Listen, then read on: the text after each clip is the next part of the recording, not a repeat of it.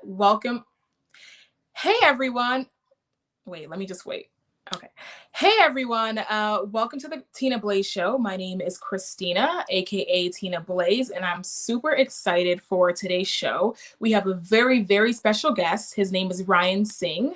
He is a Guyanese Canadian, and he's also a filmmaker. So we're definitely going to be talking a little bit about his current projects as well as his future ones to see what he has in the works. So I'm super excited to bring him on. So let's talk, Ryan. Hey, Hello. Thank you how for. are you? I'm fantastic, actually. Never That's been better, and I have no complaints right now. wow, that's amazing. Never been better. Man, I wish I could reach your level. Hopefully one day. I'm doing well, but I can always do better. I feel like there's Look at always you. You're room for sparkling. You're under the lights. it.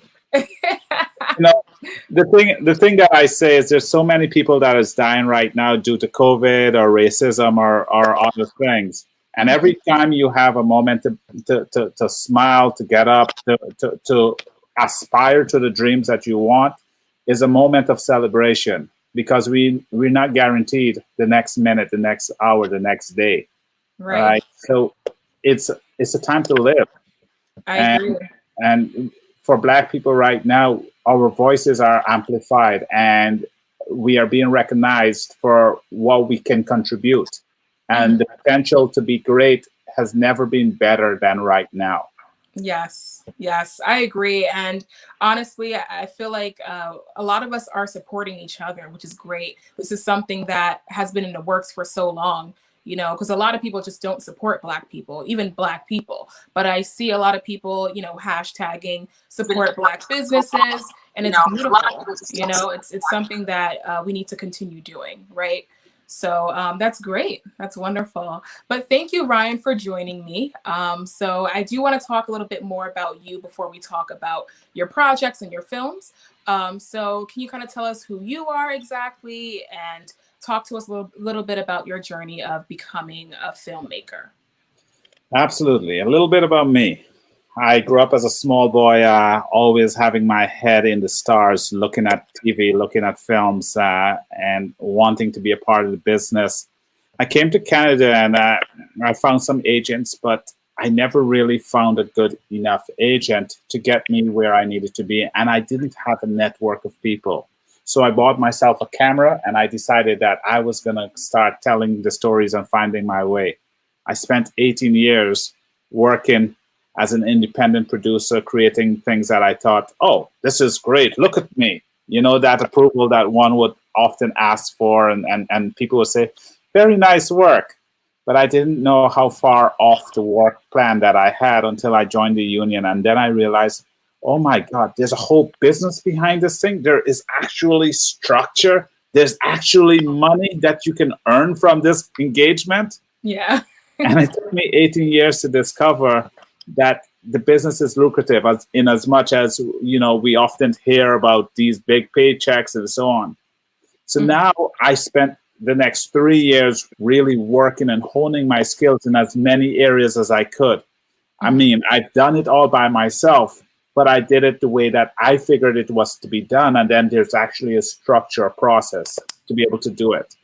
Mhm. And so now I'm returning to being a producer because I'm not finished learning. I'm continuously learning. I just left a health and safety course, a joint health and safety course, so that when I'm on set, I'm able to protect workers that are vulnerable.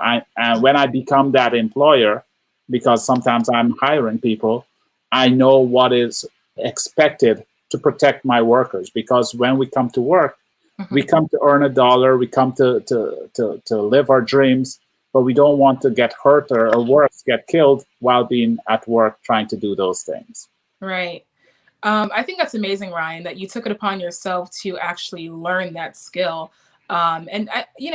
We don't really think about things like that, right? Like, I just kind of go into work. I don't ever really think that my life is going to be in danger. But with everything happening now, it's possible, right? Anything is possible. So that's Absolutely. great. I'm sure your workers are very happy that you now have learned another skill that can Still essentially learning. help them. Yeah, right. That's awesome. And speaking of that, as an entrepreneur, as a filmmaker, I'm sure it can be challenging, right? It can be really fearful, just working on your own. Not knowing if this is going to work out. Not knowing if you're going to make any money off of your films. So I guess what challenges have you faced as a filmmaker, and I guess also how have you been able to kind of pivot during the pandemic? Well, that's a nice question. I've faced all the challenges one would face being an entrepreneur, being a business person, or even being an employee. Mhm. I've had the racism and bigotry. I've had the barriers to success or to ascend in my positions. I've had um,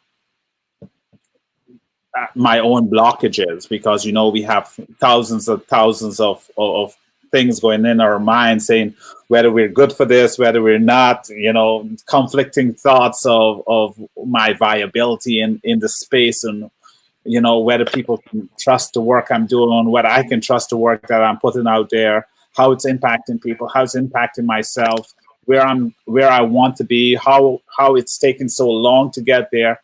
These are all things that I've experienced.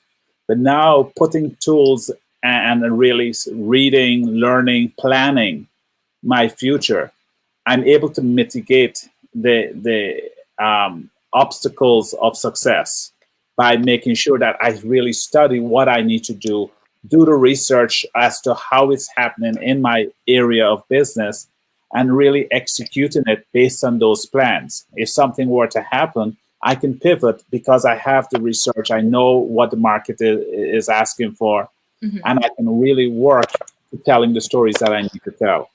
I hope I answered your question there. No, you did. You did. I mean, having a plan, taking action, being proactive, execution. I think those are keys to actually, pivot. So that's great. That's wonderful. And of course, I do want to start talking about Henry, your film, your most recent film, right? So I do know that it is about a 7-year-old boy named Simon, who's actually played by your real son, which is amazing, and your daughter's in it as well. So you've got a lot of just talented people in your family. I can see that. That's amazing, and they probably get it from you. I'm not sure, but that's absolutely amazing. So I do want to talk a little bit about that without giving too much away. And I know that Simon, unfortunately, he does lose his father, and he seeks answers from an artificial intelligence machine. So for a long time, I have heard a lot of people saying that one day robots are going to take over and things like that. And I also feel like they haven't taken over, of course, but we do use them, right? So, for example, I have an Alexa, the Echo speaker. So you can kind of like ask her anything, and she'll give it to you, right? Even with like Google Maps, you can literally type in any address and it'll take you to your destination, right? So we kind of are working with artificial intelligence. So with that being said, do you foresee any artificial intelligence, or do you feel like there's more to come? Like, what are your thoughts? Well, you basically said everything about the film. The film is really taking a look at how we're impacted by technology in our everyday lives. It's addressing some of we are encountering invasive technology in our spaces. We walk into our house, we have an alarm system that we'll set, and that alarm system will track us throughout our home. So we have we go for a run, we tap it onto our phones, and this is a film that explores those things. And Mhm. certainly one of the things I wanted to do is I wanted to explore that. And sometimes we don't see enough sci-fis being created by persons of color. Black Panther was extremely successful. We have Yeah. Black Lightning on Netflix, so there Mhm. are opportunities to see some of these things, but there's not enough. And so in me working with my family, I wanted to my father is a writer before me, and I watched him struggle and never really got himself to being on the screen based level of communicating. Mm. Either he didn't know, or there were so many of the barriers I explained before. So becoming a father, I wanted to engage my children. When people say there isn't a black child that we could cast, no, I have my children. I'm putting them up front. I have myself. I put myself out there to audition.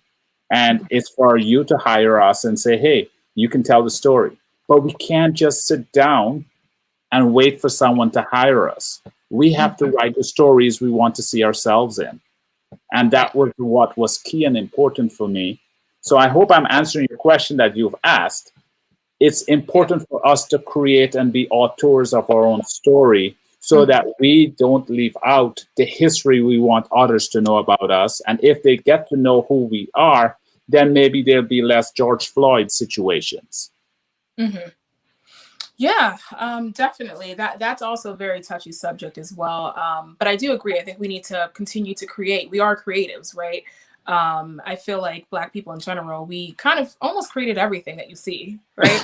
So it's true. It's unfortunately, it's something that we don't learn in school. They don't tell us that, and it's really sad. Well, Um, it's hard to really tell. It's hard to really teach if we don't own, right? And think about it. Every time you jump on a project, or your father or mother have jumped on a project, they're working for a company who owns that idea, mhm, right? So they may or may not be credited in the system. That owner goes on to be celebrated. right. I wanted to take the time to say that I've worked with so many people on this project, about 20 to 30, over 30 people, right? My director, Katarzyna Kochani, not Black, but wanted to celebrate Black voices, wanted to celebrate diversity. My co-star, the young lady that plays the mom, Andrea Grant Ells, wonderful actress. Mhm, And I had the opportunity to ask her to be a part of this. She came in not only as an actor, but as a producer. And the many other people who participated, bringing their talents. And, we had about 12 people who joined this production who previously never had a credit or never had a credit in a particular role, and got a new credit that now they can build their resume. Now they can go out and get other jobs. mhm. And so that's one of the things that we were doing with this project. Right. I love it. Just giving opportunities to people that actually look like us. We definitely need more of that for sure. And with that being said, I do want to touch on inclusion. So I actually read an article about you, and I'll just read out the quote that you said. Um, all right. So let's see. Um, Singh says, so you, Ryan, says recently and more forcefully since the Black Lives Matter movement, the shift towards inclusive, I can't say it, inclusivity Inclusivity. has been, it's so hard for me to say for some reason, has been significant and awkward at times. He says the awkwardness comes from the fact that being inclusive is an emotional conditioning that has to be worked on. So, can you explain that quote? And I can now, read it out loud again. now I say things and I have to explain them now. Well, think about it. As a Black woman, you are surrounded by people of different cultures, and sometimes you are experiencing something. Mhm. And in as much as you have grown up with your white friend or a friend of another culture, your Spanish friend, they don't understand the skin, the world that you're living in, and the stress or happiness you're experiencing in a particular area, because you're seeing it from your gaze. And Right. they can't see it from your gaze because they don't experience all the barriers or celebrations that you see and feel. And Mhm. now you're wondering, how can't you see it and you're my friend? Right. Well, they may or may not want to celebrate with you based on their own conditioning, but Mhm. they don't know how to articulate it. They just have it, they feel it. And Mhm. so for you, you now have to explain, either explain or show them what it means to celebrate or suffer in your skin, Hmm. right?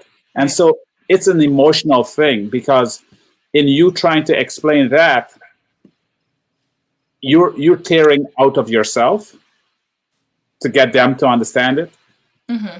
but also they have to tear out of themselves to either accept it Right. or put the blockages to be like, oh, that's not my issue. Black Lives Matter doesn't affect me. That's their issue. And they can put it and say, is that community? Right. Right? And never have to change. And think of your workplace where that is happening, and you really want them to say, I'm here, choose me. Hmm. Right? And Right. that's some of the challenges that we face as workers and the emotional barriers that keep us from either connecting or withdrawing from places. Hmm. You said lots of truth there. I definitely agree. There are a lot of people that are allies that actually do want to understand. Obviously, they won't really understand, but at least they can take action and at least, support us, right? And then there are some that kind of do put that block up and say, okay, it's not my problem. Some of them, I mean, to be honest, some of them probably don't care. But then there are some that do care, but they just don't know how to approach us. They don't know how to approach the topic because it is sensitive, it is emotional. So that does make sense. I agree, for sure. That's a good one. um, now, I know that you've won many awards for your films, right? So I do want to know, I guess, what has been your biggest accomplishment thus far with your films? Just the opportunity to be able to tell stories and to know that I can, and to know that my voice matters. The stories that I tell matters, Right. and that when someone comes up to me and say to me, Ryan, what you did when you did what you did, whether I'm working with an actor and I've worked with several now, or whether I'm making a film and I'm including people. Thank you so much for the opportunity. Hmm. Seeing where people are and seeing where their potential can be and seeing them move from where they are to the potential that they can be Hmm. is probably the most celebrated moments for me, because then I can watch a film in Hollywood and see my mentee becoming my teacher because he is soaring, right? Hmm. And sometimes as a teacher, you never really reach places that your student will, even though you might have it in your head that I can actually play there too, Right. right? So it's about elevating each other. And that's Mm. one of the things I live towards is how do I elevate the people around me? How do I allow them to grow? Right. I like that a lot because a lot of times when I ask that question, the person they answer it for themselves, right? Which is expected. But it's nice that you're someone that wants to elevate people and influence other people and help other people around you. And I think that's super important. That's amazing. So you aren't selfish there. Well, I um, have on my company my mandate, and then I was looking through several of my. We write a lot of bios about ourselves depending on the shift and change that we have. But the mhm. one thing that has remained consistent is diversity and inclusivity for all people, for all audiences. Yes. And if we don't start with the me, we're not able to express it out, and we're not able to bring people in, Hmm. because diversity and inclusivity is not a one side change. It's an all people change, Right. right? For Black Lives Matter to matter, we all have to care, Right. right? We live in this universe, and universe means all Mm-hmm. inclusive. Exactly. I like what you said. In order for Black Lives Matter to matter, we all have to care. And a lot of people just don't understand that. They think that it's, like you said, it's just a Black person issue, but it's literally everyone's issue, right? Yeah. Everyone contributes to it in a way. So that makes sense for sure. All right. So, Ryan, I do want to talk a little bit about your other film, your most recent film that also won an award, Memento. It takes place in South Africa. It's a documentary. So, can you talk to us just a little bit about that and why you chose that location, South Africa? The location chose me. Oh, okay. Well, you're Guyanese, no? No, actually, Remy Virapan, the person who coordinated the entire thing, she's from South Africa. At the time, she was 79 years old. And for years, she has just been, in the community, trying to make sure that every Black person she meets, she wants to bring them back to South Africa to really see the South Africa she had dreamed of when she was a child, because she grew up during the apartheid era. I don't know how old you might be, but in less time than you had been born, about 30 years ago, Mhm. right? In South Africa, there was segregation. Less than a generation ago, there was segregation where Black people had to go through one door and white people go through another door, right? That's in our generation. That's not civil rights time. That's not your grandparents' time. That's Uh-huh. just your mom's time, Yeah. right? And so, since the apartheid ended in 1994, South Africa has had to shift and now become inclusive in its world. And so, Right. Remy wanted to celebrate that, and so she brought 14 of us. I got on the trip by accident. I wanted to go, but it was so expensive. I was like, I can't afford to go. And a week before, she's like, someone couldn't make it, and we can't give them a refund. So I'm sorry. Are you able to come and you pay half price? And I'm like, hell yeah. And I got my equipment packed and the clothes just thrown into a bag, and I left. Wow. That's Yeah. awesome. Yeah, it's crazy. I had no idea. Do you know who Trevor Noah is? Yes, I know it, Trevor. I went Okay. into his town, into his hamlet. I read Really? Oh exactly my all God. the things he speaks about it in I his monologues. I love him. He's Are you ready awesome. to change into Travis? I love it. No, he's awesome. I like watching him, and I actually read a part of his book. I haven't read the whole thing yet. Yeah. And he does talk about like racism, segregation, and growing up there. And I can't even imagine how it was for that woman too. It must have been brutal. And I had no idea segregation ended not that long ago. That's insane. Well, Um, that's what one of the things that I found very poignant was the whole idea that over here we hear so much about Nelson Mandela, the Nelson Mandela School, the dedication of Nelson Mandela. But you right. don't know how important he was until you're on the ground and you go to the museums.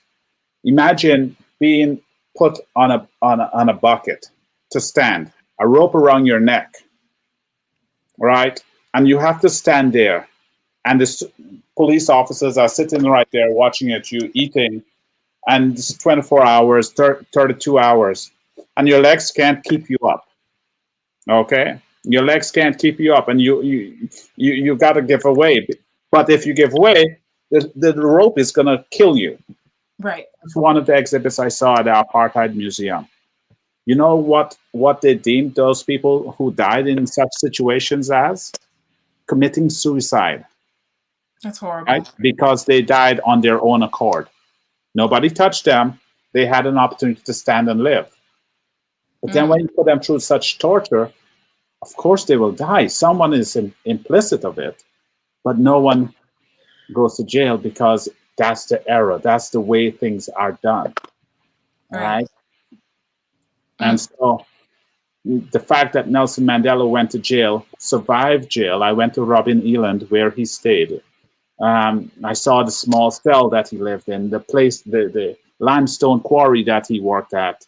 He mhm. became blind because of those limestone uh, sediments going into his eyes. It. I saw that, and I'm like, to be able to survive that and to come out and say, "I forgive you. I forgive all of you. We have to come together as a country and be together." Imagine that. That's insane. I mean, he's a strong man. It would be hard for anyone to forgive, you know. God bless him, you know. He's definitely a true hero. But yeah, thank you, Ryan. So we do have a couple of minutes left before we wrap this up. Do you have any goals or projects that you're working on for the Nah, I future? think I've done all my things now. I can die in peace. No, there's Okay. we have so much happening. Hmm. Um, I recently lost a job working on a Netflix show, and in losing that job, I opened up a whole lot more opportunities because I realized I shouldn't be going to a job hoping that people like me in that job. I should be creating opportunities, hoping to change the way people are seen, believed in, and that they can grow. So I have a number of TV shows. Even Henry, I've turned into a 4-part TV series that I'm pitching out there and hoping to get it out. I'm also uh, working on a couple of feature films. I'm mentoring a 19-year-old. He's now 20, and we got some funding to develop that feature film. So he's arduously working right now. I also have a book that I'm in consultation with the writer and their agent so that I can get it and start writing the script and producing it in South America. So there's so much that is happening right now. Next week, I'm going to be going to market and just trying to promote all of these projects to people like Netflix and Amazon and Hulu, whomever I could probably see and say, hey, we have this, we're building this, and we'd like for it to be placed on your platform so audiences can experience it. That's awesome. And good luck to you. I'm sure you're going to do well. I'm sure some of them will accept you because, first of all, Henry just looks absolutely amazing. I can't wait to Thank watch the you. full movie. I'm very intrigued. But yes, Ryan, just one last question for you before we wrap it up. Where can everyone, I guess, follow you on social media? Ryan Singh Productions.com, Instagram Twin Papa 321, Twin Papa 321. Mhm. And I think that's it. I just will give my Instagram because my Facebook is all packed up now. So a I lot of hear the you. activities I'm doing, you can see me on Instagram, Twin Papa 321, or type in Ryan Singh. Google Ryan Singh, and there's so much stuff on me, so you'll find me. Perfect. Thank you so much, Ryan. I appreciate having you as my guest. So you're actually the very first guest for this season. So congratulations. Oh, thank you so much. And for yourself, what is it that you're working on? What are you aspiring to? And how can I help you? Oh, thank you. Well, so I do want to, of course, I want this show to definitely take off. Hopefully, someone or some company can pick it up. That's definitely one of my goals as a journalist. And I just love, getting to know people in general. So that's the reason why I chose this profession. And in terms of filmmaking, I am working on writing a script about not necessarily my life in general, but just about people that I've encountered with, if that makes sense, without giving Mhm. too much away. So I definitely need some assistance with that, trying to figure out which direction I want to go in. And of course, I do want to, shoot it one day. So we'll talk a little bit more about that offline. But yes, thank you Well, again for you have joining my in. information now. You Yes, have my contact. You know how to reach me. right. Definitely reach out. There's so much resources for a young person like yourself, and you know, I want you to dream. And then when you finish dreaming, you put it in a bucket and you say that's too small. Dream bigger. Oh, I like that. I definitely will. I'll definitely take your advice. Yeah. There's no dream that's too big, right? So, There's no um, dream that's too big. If you can dream it, you can make it. exactly. Yeah. Awesome. So we are coming to an end here. Ryan, thank you again. Super Thank happy that you came on to my show. Thank you all for watching the Tina Blaze Show. Until next time.